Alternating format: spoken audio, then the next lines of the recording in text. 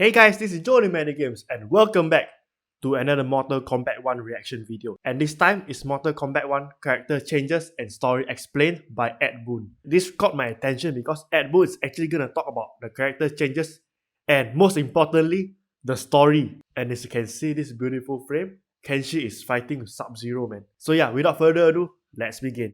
We always want our games to play differently from each other. And if I were to describe how MK1 plays compared to the previous games, I say we loosened up restrictions. We really loosened things up. And so we're just going to the player, here's a sandbox full of toys with combos and adding air combos, adding Kameo characters and saying, what can you do with it? Yeah, you have more freedom because you can mix each character differently to have we didn't want tag to team start moves, a whole new thing and have brand new characters where everybody wants to see Sub-Zero, Scorpion, Raiden, Liu Kang, return. So we felt like telling a new story with existing characters was like the strongest way to go. But they're going to be reintroduced with brand new identities, backstories, roles, relationships with each other, and that is basically the premise. It's a brand new story using characters that you already know and love, but in completely different scenarios, so they're going to be reintroduced and all that. At the end of MK11, as you know, Liu Kang was kind of made the Fire God, and he eventually became the keeper of all things, the ultimate being, and so he created a brand new universe, created a new Big Bang, basically was trying to restart everything with the hopes that everything was going to turn out better than the previous timeline of Mortal Kombat.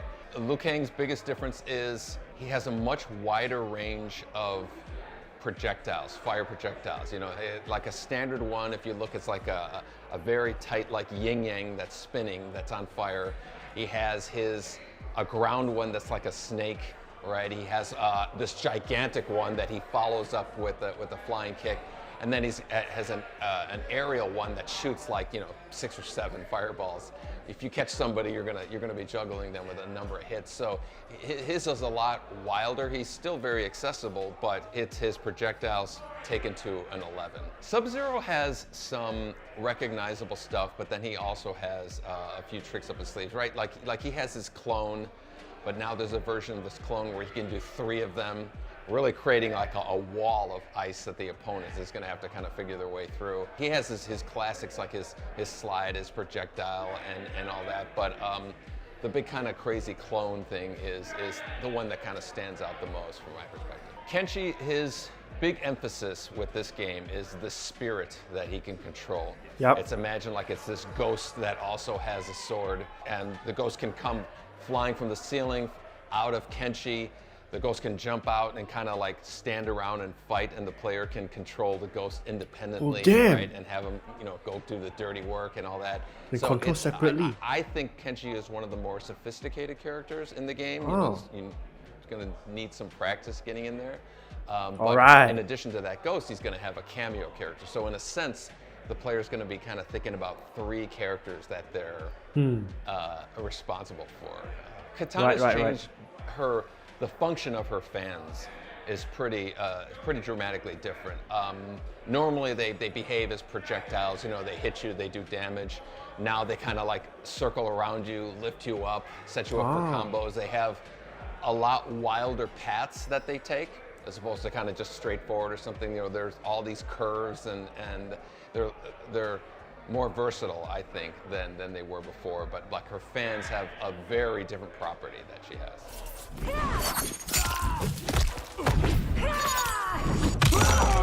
Oh! I think whenever you add a new, mechanic into a fighting thing, there's challenges that come with it. How does it play with the existing things that we had? We wanted some amount of familiarity, but also a simplicity to it. Cameos started as a completely different feature. Our design team wanted to have individual things like a drone for Sonya, or kind of like we had the cat with Atrocitus in Injustice 2, basically something that would come out and kind of help you.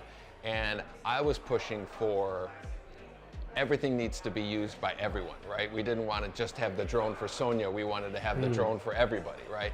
And All have to I be also fair. wanted to have more of a like a novelty with our old games, and so that kind of turned into characters that would come out and help you, and the fact that we can we have Mortal Kombat has about 100 characters, that we can dig from and include in the game. So that really, once we started going, okay, it's 2 rosters, it's the main roster and then the Kameo roster, that really took a life of its own. And so when we started characters jumping out and helping, that was great. We didn't want to go full tag because it was a great feature in MK9, but it wasn't the most used feature, right? And I think at the end of the day, it was because players would have to learn 2 full characters, right, completely. So we just use these utilities. So now you like Kung Lao's teleport, grab his Kameo and he'll grab you and teleport with you.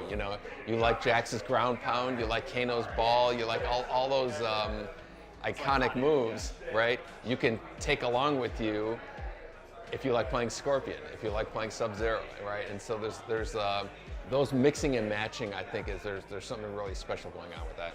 I feel like Mortal Kombat has always kind of taken the approach of less challenging input requirements to make a move come out. That goes all the way back to the first Mortal Kombat, where Liu Kang was a lot of, tap tap, high punch, tap tap, low punch. A lot more people can do that than a dragon punch, or 2 circles for Zangief's, and so we've always kind of rested in that space of easier control. So I don't think we needed to go too much easier with our controls, and certainly our new feature, the Kameo system, it's a button basically that you push, maybe you go towards and away, stuff like that. So anybody can bring a Kameo character out. So it's easier to being use. Challenged, Just one button press, man. technically in terms of input. Oh, RKO. We're always talking about guest characters. Man, the Kenshi is so process of badass. getting a guest character isn't just us going, oh, it would be cool to have Freddy in it, and then he's in the game. There's owners of the IP, and there's all these other requirements that we got to check boxes through. So we're always in a state of exploring numerous guest characters. Some make their way through, some get hit a hiccup or a snag or some legal thing that that prevents us from doing it. So we always have 8 or 9 plates spinning that we're hoping to who calls kind of makes it through all the way. Oh, high kick. Oh yeah, let's see a finisher. Let's see his finisher, man.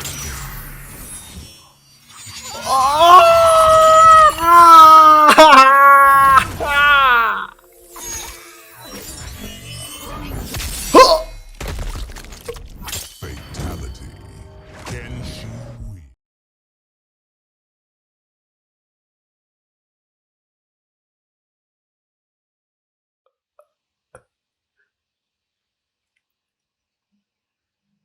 What you want me to say, man?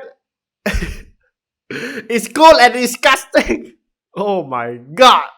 Look at Jax, man. He reminds me so much of the 80s action hero kind of style, Wait, speaking of that, you know who he reminds me of?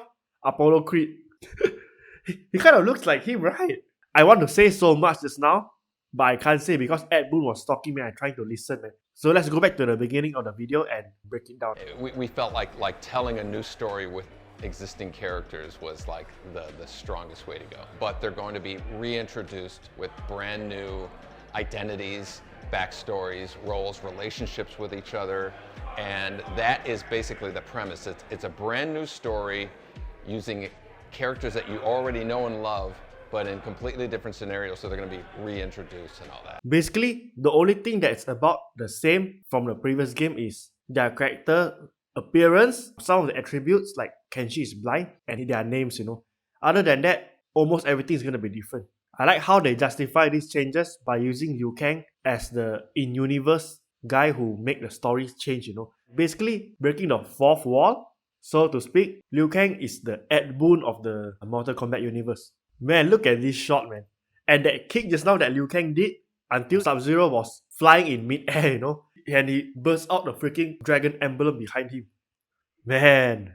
We didn't want to go full tag because it was a great feature in MK9, but it wasn't the most used feature, right? And I think at the end of the day, it was because players would have to learn 2 full characters, right, completely. So we just use these utilities, so now you like Kung Lao's teleport, grab his Kameo and he'll grab you and teleport with you. Not gonna lie, I'm a bit salty that when I found out you cannot switch between characters, you know, and basically you have only one character and another one as a supporting. But hearing what Ed Boon said just now, I understand where he's coming from. Because the way he's thinking is, instead of mastering like 2 or 3 characters in one match, you might as well master one, and then what you like about another character, you can use him as a supporting character and use that particular move, you know, that you like. Because if you have tag team, example, you have 3 characters in a single match, and then when you choose Kenshi, basically you have 4 characters because you're going to control one of his spirit ghosts, you know. I'm not sure about the previous game. I like how this time even the supporting character appear to fight. The camera switches to 3D environment, you know, instead of flat, you know, like side scroll. When Sonya appear and beat up Kenshi, the camera turns around, you know. And I'm not sure about the previous Mortal Kombat games that have Kenshi in it. But in this one, you see how he just standing at the side like this? Because he's blind, he cannot see, so he just turns to the side and uses his ears as quote-unquote eyes, putting it in front of the opponent to be able to detect enemies coming and everything. We're always talking about guest characters. You know, the process of getting a guest character isn't just us going, oh, it would be cool to have Freddy in it, and then he's in the game. There's owners of the IP, and there's all these other you know, requirements kind of that we got to kind of check boxes through. It's funny that he say that because now Mortal Kombat is so famous, it's so big already. Even Jean-Claude Van Damme agrees to join. I think it won't be much of a problem if they try to get other guest characters, man. I think at this point, if Ed Boon approach them, they'll be like, fine, take it, man. You guys are promoting our characters, man. Why not just take it? Go ahead, go! You know, I actually was expecting Ed Boon to talk about the actual story, you know, like what is going on in Mortal Kombat 1. What is it gonna be about? But he didn't mention any of it. He just talked about how the character is gonna have different story and background and lore and everything. And speaking of that, Fire God Liu Kang, he's so overpowered right now, so I don't see anyone being able to fight head on and defeated Liu Kang at this point. Unless he's like Raiden, he cannot interfere because he's an elder god. But again, like I said before, Liu Kang at this point, he's like top of the food chain. He literally created the entire timeline. He's even higher ranking than the elder gods, if I'm not mistaken. Because in the previous game, they did mention that Kronika is considered a titan, which is even more powerful and higher ranking than the elder gods. So I can't see why Liu Kang cannot interfere. Because he don't have to follow anyone's order, man. He's the top of the food chain right now. And it's gonna be interesting to see who the other character is gonna be in the game. Any character can appear at this point, man. Because like Ed Boon said, these characters won't have to be binded by their lore, their background, because everything is gonna be different. So new characters might be able to appear here. Even though in the previous game, they appear later on, maybe 10-20 years down the road in the story timeline, you know. They might just appear right now. Anything goes at this point, man. So that's all for the Mortal Kombat 1 character changes and story explained by Ed Boon, alright? If you guys do like the video, do like, comment, subscribe, and share this video with others. And with that, goodbye, and have a nice day, guys. Bye!